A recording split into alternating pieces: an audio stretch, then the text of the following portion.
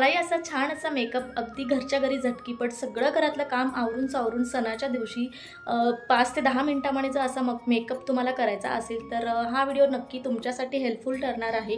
तर हा व्हिडिओ शेवटपर्यंत नक्की आता मी तर इथं पर्पलवरनं खूप सारं मागवलेलं आहे, पण जास्त यूज केलेलं नाही. तुम्ही बघू शकतात हे ॲज इट इज आहे. मी ओपनसुद्धा केलेलं नाही आहे, पण आज त्याचा आपल्याला सिंपल आणि कमी प्रोडक्ट्समध्ये आपल्याला मेकअप करायचा, त्याच्यामुळे खूप काही मी करत बसणार आहे.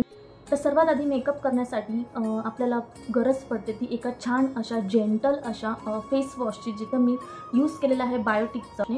त्याच्यानंतर नेक्स्ट स्टेप आहे की मेकअप करण्याआधी आपण एखादं लिप बाम किंवा पेट्रोलियम जेली आपल्या लिप्सला लावायचे आहे. आपला मेकअप होईस्तोवर ते छान असं त्याच्यामध्ये ॲब्झॉर्ब होऊन जाईल. आपल्या ओठांवर कोणत्याही त्याचा साईड इफेक्ट होणार नाही, ब्लॅक वगैरे पडणार नाही, कोरडे होणार नाही, क्रॅक्स त्याच्यावर येणार नाही.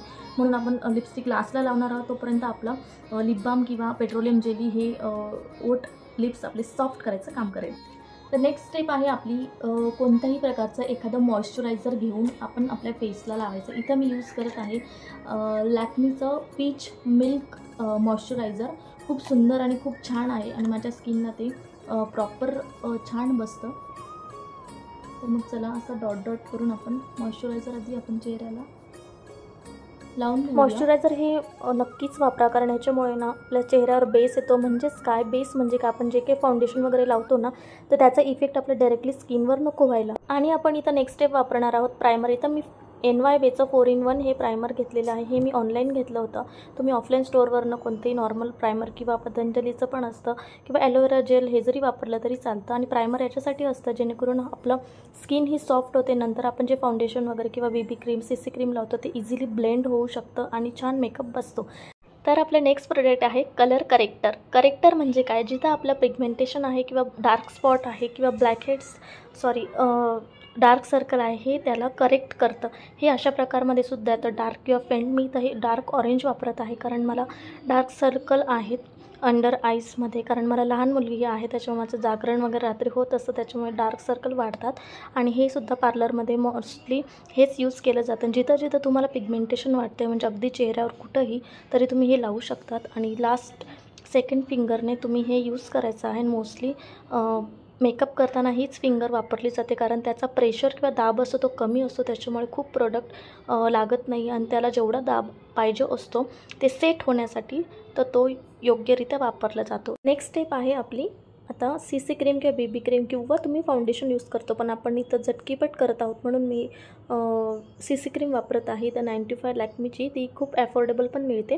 त्याच्यानंतर अशी थोडीशीच घेऊन आपल्याला, कारण स्टार्टिंग म्हणजे बिगिनर्स मेकअप करतो आपण, त्याच्यामुळे थोडीशीच लावायची आहे, कारण खूप पण असं भुतासारखं दिसायचं नाही आहे. तर इथं मी सर्व डॉट डॉट करून त्याला छान असे स्मच करून घेतले आहे, तुम्ही बघू शकतात. आणि हळूहळू आपली सर्व सेट होणार आहे, त्याच्यामुळे हळूहळू तुम्हाला फरक दिसेल लास्टला मेकअपला.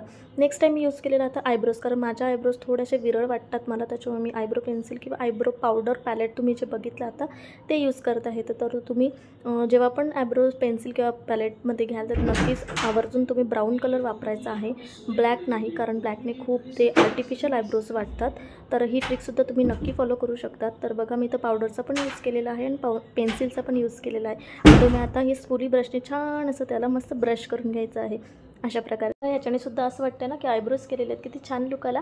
तर नेक्स्ट स्टेप आहे आपली की मस्कारा इथं मी मेबलिनचा वापरत आहे. तो जवळजवळ मला 2 वर्ष झाले अजून टिकतो आहे. तर याच्याने सुद्धा काय होतं की आपले लॅशेस आहेत ना, ते खूप छान असे बार्बी डॉलसारखे मस्त असे खुलून दिसन, एक एक पाकळी अशी मोकळी होते. मी खाली पण थोडं थोडं लावत असते. नेक्स्ट स्टेप आहे आता कॉम्पॅक्ट पावडर. इथं मी शुगरची पॉपवाली ही कॉम्पॅक्ट पावडर घेतली. ही मी ऑफलाईन घेतली आहे आणि शुगरचे सुद्धा सर्व प्रोडक्ट्स छान असतात. तुम्ही मेबलिनची सुद्धा घेऊ शकतात किंवा आपली नॉर्मल पावडर तुम्ही वापरत असाल तर प्लीज ती स्किप करा, कारण तिच्याने खूप खूप खूप त्वचा खराब होते नंतर जाऊन. त्याच्यामुळे ही कॉम्पॅक्ट पावडर तुम्ही डेली यूजला जरी वापरली तरी काहीच हरकत नाही. तुम्ही बघू शकतात. आता नेक्स्ट स्टेप आहे मस्त आपला आय शॅडो.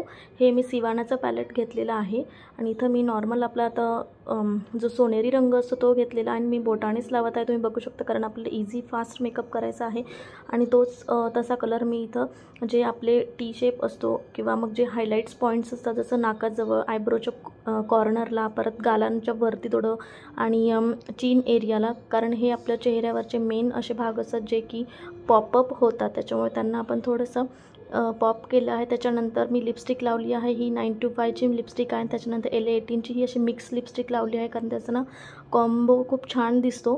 त्याच्यानंतर इथं मी NYBचंच काजळ वापरलं आहे. खूप खूप खूप छान आहे. तुम्ही हे माझ्या भरोश्यावर घेऊ शकतात. बिलकुल म्हणजे त्याला काढावं लागतं आणि मी माझ्या मुलीला ॲज अ टिकली म्हणून सुद्धा किंवा काजळ म्हणून सुद्धा तिला साईडला लावत असते आणि तिच्या डोळ्यांना पण खूप सुंदर दिसतं. तर आता आपली नेक्स्ट स्टेप आहे इथं आयलायनर. हे तुम्ही कोणतंही घेऊ शकतात बिलकुल. आणि इथं मी ब्ल्यू हेवनचं खूप ॲफोर्डेबल असं घेतलेलं आहे आणि इथं मी आयलायनर व्यवस्थित लावून घेत आहे आणि बऱ्याच जणांना हे जमत नाही, तर प्रॅक्टिसने नक्कीच तुम्हालासुद्धा येईल. याच्यात काही विशेष अशी गोष्ट नाही आहे. त्याच्यामुळे इथं थोडंसं मी इथं पॉईंट केले आहे त्याला, कारण डोळे असे खूप छान असं सुंदर दिसले पाहिजे. बघू शकता तुम्ही आयलायनर आणि काजळमुळे डोळ्यांना किती उठाव आला आहे. तर मग चला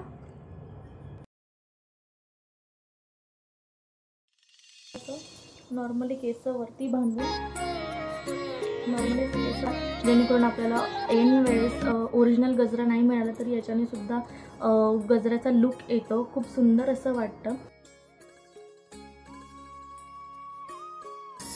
तर नमस्कार मंडळी. बाकीचं आपले जे दागिने आहे, सुंदर साडी आहे, आपले केस मोकळे ठेवले तरी आपल्याला खूप सारी सुंदरता मिळते, खूप छान लुक येतो.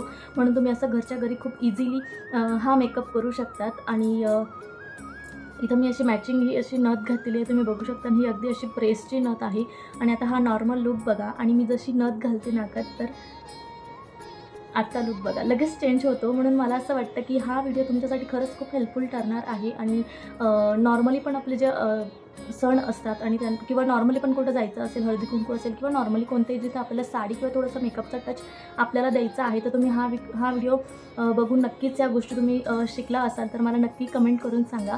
आणि जर तुम्ही हा व्हिडिओ बघून आत्ताच माझ्या चॅनलला सबस्क्राईब केलं असेल तर प्लीज तुमचं नाव कमेंट बॉक्समध्ये लिहा.